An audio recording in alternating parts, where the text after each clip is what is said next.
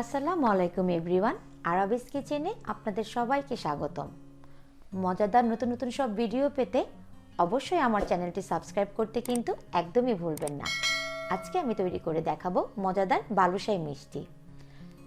এখানে আমি ময়দা নিয়েছি 1 কাপ, খাবার সোডা 1/4 চা চামচ, লবণ নিয়েছি পরিমাণ মতন, ঘি নিয়েছি 1/4 কাপ, টক দই নিয়েছি 1/4 কাপ। প্রথমেই আমি ময়দাটাকে একটা বাটির মধ্যে ঢেলে নিচ্ছি। এর মধ্যে আমি খাবার সোডা দিয়ে দিব 1/4 চা চামচ, লবণ দিয়ে নিব পরিমাণ মতন। এখানে লবণটা একদমই অপশনাল, আপনারা চাইলে নাও দিতে পারেন, কিন্তু বালুশাই মিষ্টিতে লবণটা দিলে খাবারের টেস্টটা অনেকটাই বেড়ে যায়। আমি খুব ভালোভাবে মিশিয়ে নিচ্ছি।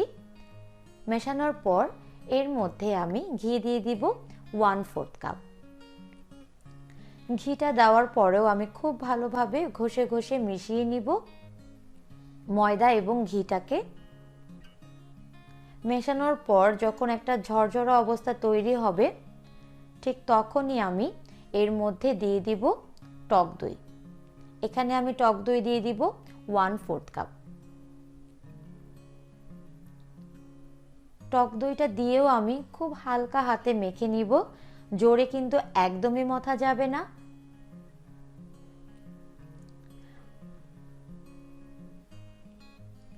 আস্তে আস্তে খুব সুন্দর করে মথে নিতে হবে। আমরা রুটি তৈরি করার জন্য যেভাবে করে মথি সেভাবে একদমই মথা যাবে না। হালকা হাতে আমি মথে নিয়ে এটাকে রেস্টে রেখে দিব 10 মিনিটের জন্য, একটা ঢাকনা দিয়ে ঢেকে।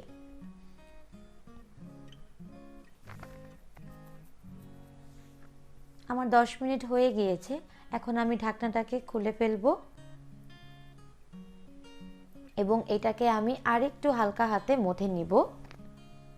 10 মিনিট রেস্টে রাখার ফলে কিন্তু এটা অনেকটাই নরম হয়ে গিয়েছে। এখন আমি এটাকে 6টা লেচি কেটে নিব।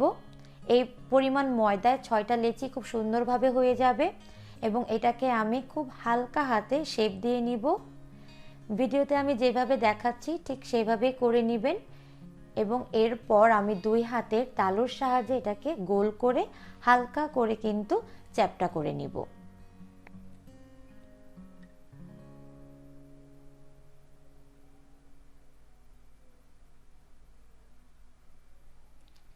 সাইডের যে অংশগুলো একটু ফেটে ফেটে যাচ্ছে, যতটুকু সম্ভব আটকে দিতে হবে এবং খুব সুন্দর করে চ্যাপ্টা করে শেপটা তৈরি করে নিতে হবে। এরপর আমি একটা আঙ্গুলের সাহায্যে একটু গর্ত করে নিচ্ছি। এইভাবে করে আমি 6টা লুচি কেটে এইভাবে করে শেপ করে তৈরি করে নিব। একটা হাঁড়িতে আমি এখন পানি দিয়ে দিব 1.5 কাপ, চিনি দিয়ে দিব 3 কাপ এবং এটাকে আমি একটা বলক আসা পর্যন্ত অপেক্ষা করব। আরেকটা হাঁড়িতে আমি পর্যাপ্ত পরিমাণ তেল নিয়ে, তেলটা যখন হালকা গরম হয়ে যাবে তখন আমি মিষ্টিগুলোকে এর মধ্যে দিয়ে দিব এবং অবশ্যই এটাকে কিন্তু লো হিটে রাখতে হবে, কোনোভাবে কিন্তু হাই হিটে দেওয়া যাবে না এবং একটা পাশ লাল হওয়া পর্যন্ত অপেক্ষা করতে হবে। অন্যদিকে আমি যে চিনি এবং পানি দিয়ে শিরা তৈরি করে নিয়েছিলাম ওইটাকে আমি 6 থেকে 7 মিনিটের জন্য জাল দিয়ে নিচ্ছি লো হিটে এবং যখন এটা একটা তারের মতন তৈরি হবে, ঘন হয়ে যাবে, তখনই আমি এটাকে নামিয়ে নিব এবং হালকা কুসুম গরম পর্যন্ত অপেক্ষা করব।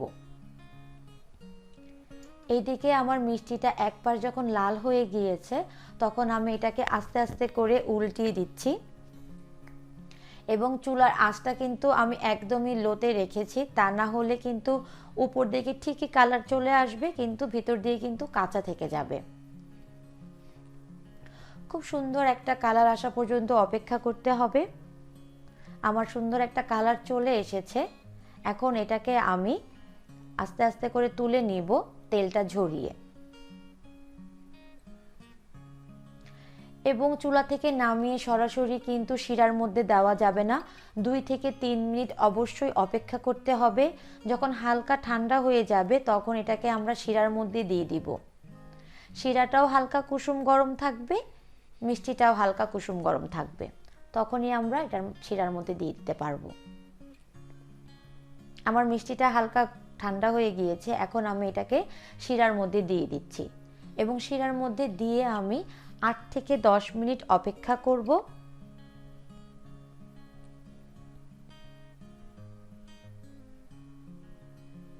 একটা চামিজের সাহায্যে আমি মিষ্টিটাকে শিরার মধ্যে ডুবিয়ে দিব এবং 8 থেকে 10 মিনিট আমি এক পাশ করেই রাখবো।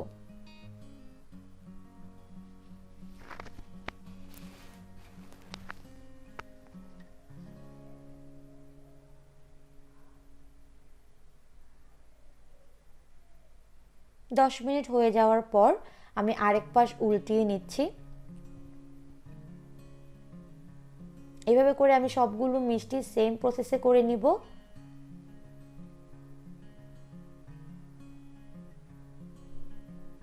ফাটা ফাটা যে দাগটা দেখা যাচ্ছে এর ফলে কিন্তু শিরাটা খুব ভালোভাবে মিষ্টির মধ্যে ঢুকে যাচ্ছে।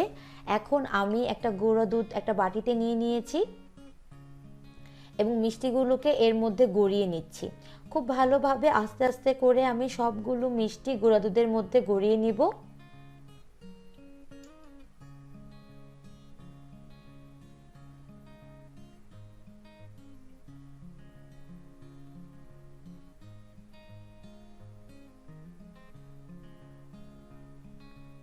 ব্যাস, এতেই তৈরি হয়ে গেল আমার মজাদার বালুশাহী মিষ্টি।